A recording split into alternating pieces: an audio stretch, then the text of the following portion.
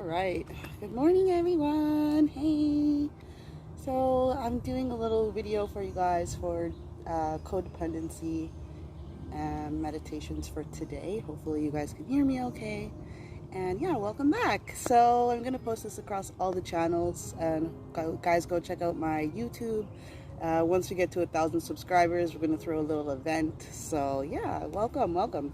Okay, so I'm reading June 9th. It's June 10th today, so I'm going to read June 9th and 10th. And yeah, I hope you guys like. The book is The Language of Letting Go by Melody Beattie, and it's a book on codependency. I actually had a talk with my sister yesterday about trauma and codependency, and my sister is so amazing. So let's get into it. So it's Panic is June 9th.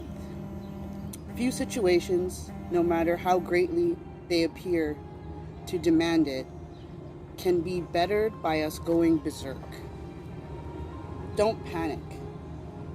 If a swimmer was crossing a lake, then suddenly focused too heavily on the distance remaining, he might start to flounder and go under, not because he couldn't swim, but because he became overwhelmed by panic. Panic, not the task, is the enemy. Many of us have moments where we feel crowded and overwhelmed. We have times when we feel like we cannot accomplish all that needs to be done. We may feel by facing tasks at work, or an improvement in ourselves, or change in our family life. For a moment, it is helpful to look forward and envision a project. It is normal when we look ahead at what needs to be done to have moments of panic. Feel the fear, then let it go. Take our eyes off the future and the enormity of the task. If we have envisioned the goal, it will be ours. We do not have to do everything today or at once. Focus on today. Focus on the belief that all is well. All we need to do to reach our goal is to focus on the present itself naturally and in an orderly way to us today. We shall be empowered to accomplish peacefully what we need and where we want to be. Panic will stop the process. Trust and guided action will further it. Breathe deeply. Get peaceful. Trust. Act as guided today. We can get back on track by treading water until we regain composure. Until we feel peaceful, we can begin to swim again with confidence. Keep the focus simple, on one stroke, on one movement at a time. If we can make one movement, we have progressed. If we get tired, we can float, but only if we are relaxed. Before we know it, we shall reach the shore. Today, I will believe that all is well. I am being led. I shall be led only one day at a time. I will focus my energy on living on this day to the best of my abilities. If panic arises, I will stop all activity and deal with the panic as a separate issue. So that's Panic. That was yesterday. So I really wanted to read that day to you guys because I already know that we all get overwhelmed, and I was trying to do a live earlier today, and I couldn't do it.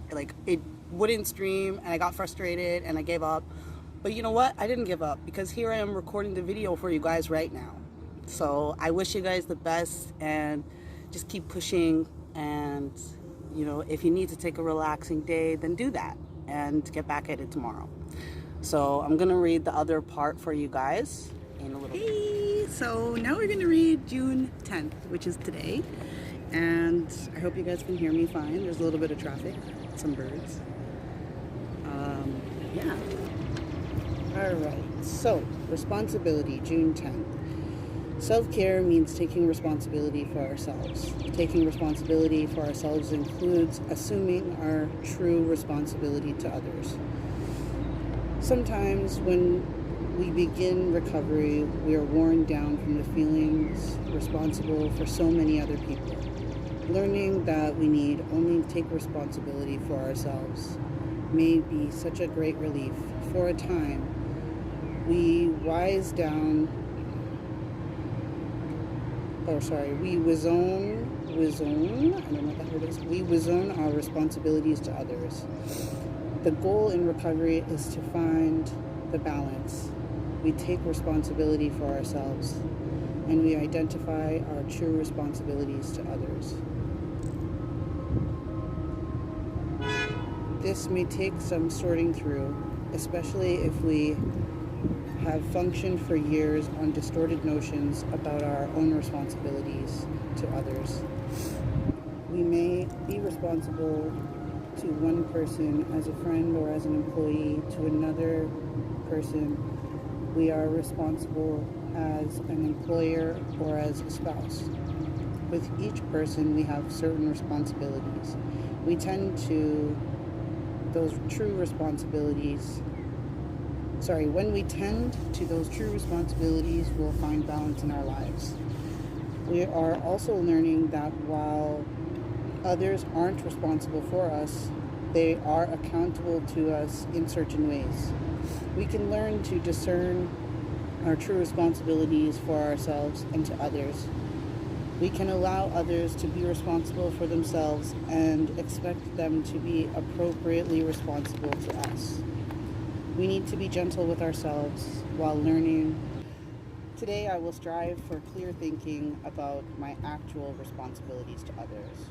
I will assume these responsibilities as taking care of myself.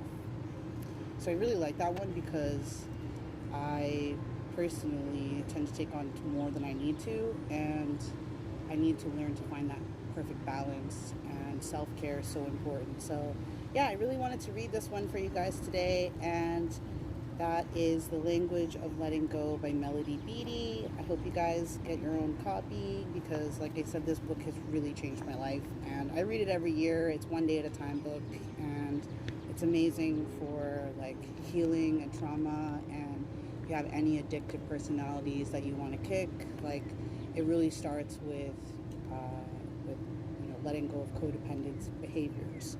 So yeah, that's today, and we'll have other meditations and affirmations for you guys another day. This is Minuet logging off. Said, whether you think you can or you think you can't, both are right.